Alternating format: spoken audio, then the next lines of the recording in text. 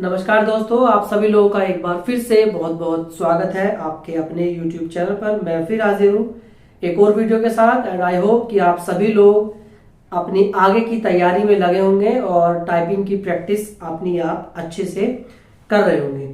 तो आज की अपनी इस वीडियो में हम आप लोगों के कुछ कमेंट्स ले लेते हैं। जो सबसे ज्यादा आप लोग कमेंट कर रहे हैं कि पहले टाइपिंग होगी या पहले डॉक्यूमेंट वेरिफिकेशन होगा। तो देखो, जैसा कि सबसे पहले जब 2013 की जब वैकेंसी आई थी तो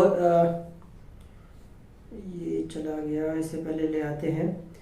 जो 2013 की वैकेंसी थी तो 2013 की वैकेंसी में क्या हुआ था कि जिस दिन टाइपिंग थी उसी दिन, मतलब टाइपिंग और डॉक्यूमेंट वेरिफिकेशन जो थी वो एक साथ हुई थी।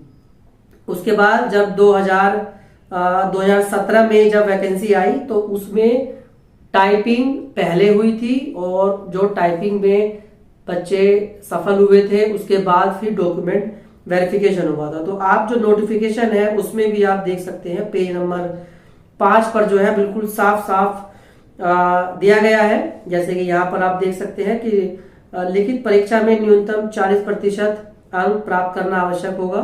परीक्षा में प्राप्त अंकों के आधार पर उतनी संख्या में जितनी अपेक्षित हो अभ्यर्थी को कंप्यूटर टंकन परीक्षा हेतु बुलाया जाएगा। यानी कि जो आपका एग्जाम हुआ है उसमें जो मेरिट बनेगी उस मेरिट के आधार पर पहले आपको जो है टाइपिंग परीक्षा के लिए बुलाया जाएगा और टाइपिंग परीक्षा में जितने लोग सफल होंगे, देखो यहाँ पर 4.2 में बताया गया है अभिलेखों की समीक्षा यानी कि डॉक्यूमेंट वेरिफिकेशन डीवी के लिए बताया गया है कि टंकन परीक्षा में सफल पाए गए अभ्यर्थियों से अभिलेखों की समीक्षा में सम्मिलित होने की अपेक्षा की जाएगी। यानी कि जब टाइपिंग आपकी क्लियर हो जाएगी, जितने कैंडिडेट्स की टाइपिंग क्लियर होगी उन्हें फिर डॉक्यूमेंट वेरिफिकेशन के लिए बुलाया जाएगा। उनके डॉक्यूमेंट वेरीफाई किए जाएंगे और जो लोग फिट पाए जाएंगे और फिर मेरिट के आधार पर वो लोग जो है फाइनल सिलेक्शन हो जाएगा। तो जो आप लोगों के कमेंट आ रहे हैं कि डॉक्यूमेंट वेरिफिकेशन पहले होगा या फिर टाइपिंग पहले होगी, तो नोटिफिकेशन के हिसाब से और जो पहले भी होता आया है उसके हिसाब से भी पहले टाइपिंग के लिए आपको बुलाया जाएगा और उसके बाद फिर डॉक्यूमेंट वेरिफिकेशन जो है आपका किया जाएगा। तो ये नोटिफिकेशन में भी आप देख सकते हैं। इसके बाद जो दूसरा आप सब लोगों के जो कमेंट आ रहे हैं उसमें एक तो आ रहा है कि रिजल्ट कब आएगा, यानी कि कब कट ऑफ के लिए बुलाया जाएगा। तो उसके लिए आपको जो मैंने एक और वीडियो में बताया था कि जो है तैयारी चल रही है वो और बहुत जल्द ही जो है आपको वो रिजल्ट देखने को मिल जाएगा। बाकी जो दूसरा जो आप लोगों के कमेंट आ रहे हैं वो आ रहे हैं कि एजुकेशनल क्वालिफिकेशन को लेकर कि हमारा ये सर्टिफिकेट मान्य होगा या नहीं होगा। तो वो भी देखो यहाँ पर नोटिफिकेशन में लास्ट में बिल्कुल दिया गया है। तो ये थोड़ा सा ध्यान से अगर आप पढ़ेंगे तो यहाँ से आपको सब चीज क्लियर हो जाएगा। तो आप पढ़ सकते हैं। मैं भी यहाँ पर देखो आपको बता देता हूँ कि इसमें जो मेन जो डिग्री है जो इन्होंने एजुकेशनल क्वालिफिकेशन में मांगी है वो है ओ लेवल, यानी डोएक नीलिट सोसाइटी से मान्यता प्राप्त जो ओ लेवल का जो सर्टिफिकेट होता है वो इन्होंने मांगा है। तो वो जिसके पास है वो तो बिल्कुल क्लियर सी बात है कि उसका मान्य हो जाएगा। इसके बाद जो इन्होंने दूसरे जो डॉक्यूमेंट जो दूसरे सर्टिफिकेट हैं तो उनके लिए यहाँ पर इन्होंने पूरी लिस्ट दी है और पूरा क्लियर जो है इन्होंने बताया है कि जैसे देखो पहले नंबर पे इन्होंने बताया कि केंद्र और राज्य सरकार के किसी, यानी कि या तो सरकार सेंट्रल गवर्नमेंट या स्टेट गवर्नमेंट के किसी भी बोर्ड, कोई भी बोर्ड हो जैसे यूपी बोर्ड, सीबीएसई बोर्ड या कोई भी बोर्ड, और विश्वविद्यालय यूजीसी और एआईसीटी नीलिट डोएक से मान्यता प्राप्त कोई सरकारी या निजी, यानी कि सरकारी या फिर प्राइवेट कोई भी संस्था होगी उससे कम 1 वर्ष की अवधि का ओ लेवल पाठ्यक्रम उत्तीर्ण होना चाहिए तो वो मान्य होगा।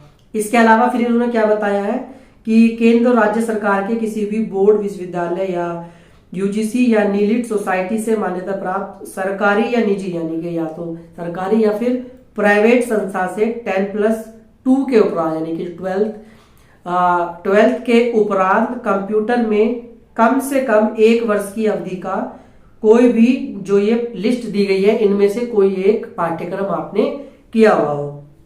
तो बिल्कुल क्लियर यहाँ पे दिया गया है, पूरी लिस्ट यहाँ पर दी हुई है। जैसे कि ये है diploma in office automation and publishing, और ये बहुत सारी यहाँ पर देखो लिस्ट है। ये लगभग ये पूरी 28 जो सर्टिफिकेट है इनकी लिस्ट यहाँ पर दी गई है। तो ये आपको ध्यान में रखना है। आपके लोगों के कमेंट बहुत ज्यादा मात्रा में आते हैं कि मेरा ये मान्य होगा या नहीं। तो ये यहाँ पर आप देख सकते हैं कि क्या ये शर्तें जो है आपका सर्टिफिकेट पूरी कर रहा है। कम से कम 1 वर्ष का हो और केंद्र या राज्य सरकार से मान्यता प्राप्त कोई भी सरकारी या प्राइवेट जो संस्थान हो उससे कम से कम 1 साल का आपका सर्टिफिकेट होना चाहिए, और केंद्र या राज्य सरकार से जो है उसे मान्यता प्राप्त होनी चाहिए, तो आपका मान्य हो जाएगा। बिल्कुल क्लियर यहाँ पर ये दिया हुआ है। और यहाँ से आप देख सकते हैं कि आपने कौन सा सर्टिफिकेट लिया हुआ है। DCA, ADCP, ADCS, DIP, बहुत सारे यहाँ पर दिए हुए हैं। जो भी कोर्सेज होते हैं, जो भी डिप्लोमा होता है वो सब यहाँ पर दिया गया है। और तो इनसे आपको जो है क्लियर हो जाएगा कि आपका जो आपके पास सर्टिफिकेट है वो मान्य होगा या नहीं होगा। लास्ट में यहाँ पर क्या दिया हुआ है, ये वही केंद्र या राज्य सरकार के किसी बोर्ड, विश्वविद्यालय, UGC और AICTE नीलिट से मान्यता प्राप्त सरकारी निजी संस्थान से 10+2 या स्नातक के उपरांत की जाने वाली कम से कम 1 वर्ष की अवधि PGDCA और DCA पाठ्यक्रम उत्तीर्ण हो। तो ये भी वही बात यहाँ पर की गई है कि जो भी आपका इंस्टीट्यूट है वो केंद्र या राज्य सरकार से मान्यता प्राप्त, जो भी उनका जो ये बोर्ड है उनसे ये मान्यता प्राप्त आपका होना चाहिए, तो वो जो है मान्य हो जाएगा। तो ये यहाँ पर देखो पूरी लिस्ट दी हुई है। और ये देखो जैसे स्नातक स्तर में और आगे जो दिया हुआ है, आपके ये भी कमेंट आते हैं कि हमारी बीटेक इलेक्ट्रॉनिक्स से है या हमारी BSc है।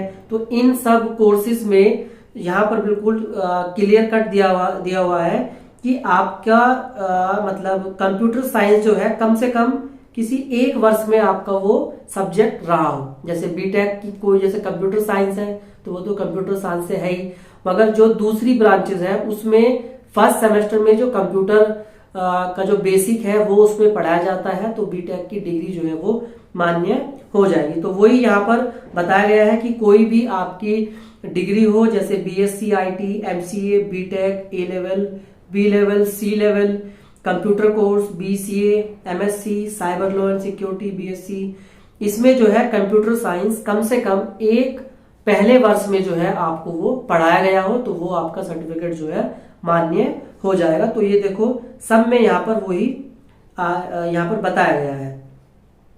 तो इससे जो है आपको क्लियर हो जाना चाहिए कि आपका सर्टिफिकेट मान्य होगा या नहीं होगा। तो बहुत मात्रा में आपके कमेंट जो है वो इन्हीं से लेकर आते हैं। सो आई होप कि आपको अपने डॉक्यूमेंट वेरिफिकेशन सर्टिफिकेट से लेकर जो है चीजें क्लियर हुई होंगी। बाकी आप डिटेल में जो नोटिफिकेशन है उसमें भी पढ़ सकते हैं। और जो डॉक्यूमेंट वेरिफिकेशन और टाइपिंग को लेकर जो आप लोग कमेंट कर रहे हैं कि पहले क्या होगा, उसमें भी आई होप आपको ये क्लियर हो गया होगा। सो फ्रेंड्स, आज की वीडियो में इतना ही। जो लोग नए हैं वो लोग हमसे जुड़ सकते हैं चैनल को सब्सक्राइब करके। हम इसी तरह की वीडियोस आपके लिए लाते रहेंगे और बाकी अपनी तैयारी आप करते रहें। बिल्कुल भी डिले ना करें या टाइम पास अपना ना करें। अपनी टाइपिंग आप हिंदी इंग्लिश की करते रहें और टाइपिंग स्पीड को ज्यादा से ज्यादा करने की कोशिश करें।